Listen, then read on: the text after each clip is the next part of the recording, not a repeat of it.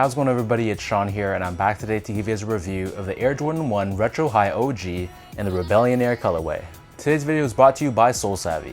Sole Savvy is a membership-based community of like-minded, passionate sneakerheads that have a real love for shoes. And as a member of Sole Savvy, they give you all the tools, the resources, and all the information you need to be able to buy the shoes you want for retail.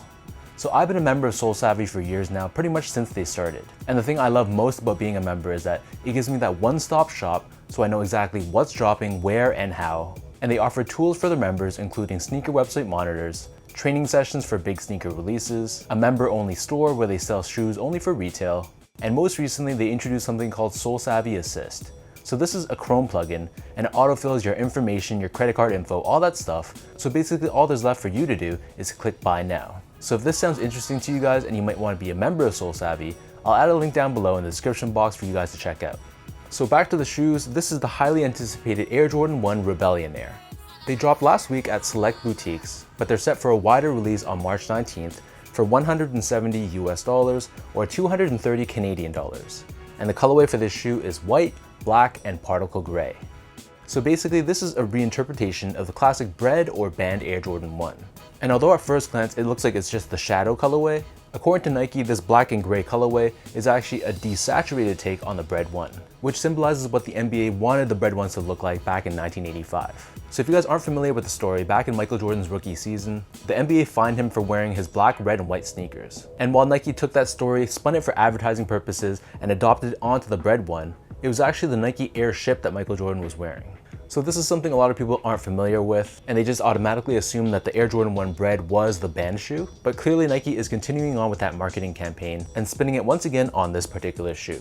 So first off, here's a quick look at the box. This is definitely one of the parts I love most about this entire shoe. I think this packaging is absolutely amazing.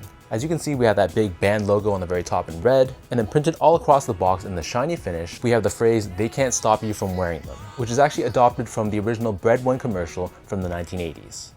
On October 18th, the NBA threw them out of the game. Fortunately, the NBA can't stop you from wearing them. Air Jordans from Nike. And the paper inside is also special as well. And this, if you guys aren't familiar, is a screen grab taken from the Bread 1 or Band 1 commercial. So diving into the details of this shoe, when I first saw the pictures of this pair, I thought that this was constructed out of patent leather. But to my surprise in hand, this is actually a very soft leather, which almost has a feel of like a rough suede. So on the toe box, this is done in this gray colored finish. It's completely perforated just like all your other Air Jordan 1s. And then printed across, we have the same phrase, "They can't stop you from wearing them." So this material in hand has a nice textured soft feel to it. Surrounding the front toe cap, we have this very dark gray leather, which once again to the touch feels like it's much more like a textured suede.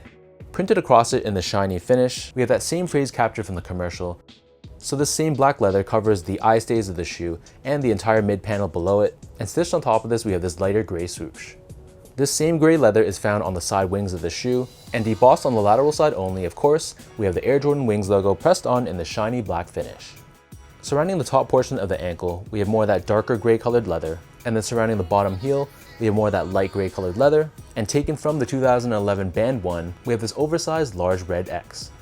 For the laces, these come with two different lace options. They come with a flat black colored lace, along with a flat white lace as well, but I really prefer the black laces. I think it gives the shoe much more of a cleaner look.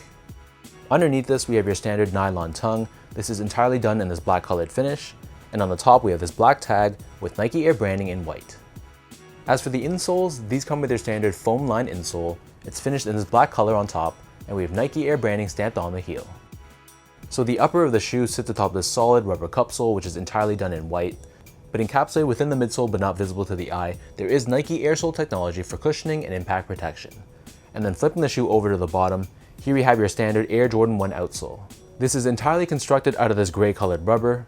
We have the circular pivot point on the forefoot, along with this Nike logo right in the middle. So that breaks down the look and the construction of this pair. And for those wondering about sizing, to me these fit like any of my other Air Jordan 1s, so for most people I'd recommend sticking true to size. If you have really wide feet though, you might prefer going a half size up. I find that in some instances, this area right here on the toe box, it can be a little bit tight for really wide footers, but basically whatever size you normally wear for Jordan 1s, I'd stick with that same size for this pair. Next up in terms of the comfort, so this feels like any of your other Air Jordan 1s. So with that said, it's going to feel very stable, very low to the ground, but there's not too much from a step-in comfort perspective. It's not the most comfortable shoe out there, but for everyday casual use, it's gonna be okay. Finally, in terms of the overall quality and the craftsmanship, so to my surprise, the quality of the materials was actually really nice. I'm not exactly sure what material they use on this shoe, but it's some sort of genuine leather. And in terms of the overall build and the craftsmanship, I thought my pair was pretty flawless. I didn't notice any issues with my pair at all, so a really good job from Nike.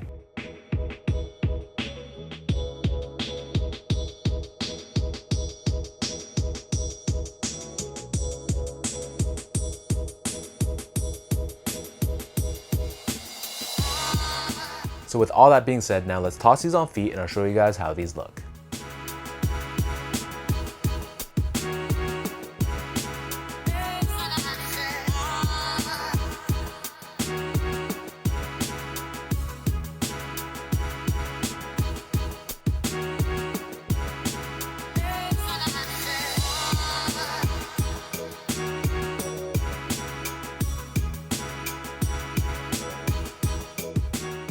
All in all, I gotta say this is a very interesting take on the whole band lore of the Jordan 1. The things they got right with this shoe was definitely the materials, and I think in general this is just a very wearable colorway, and I also love that they brought back this band X on the heel.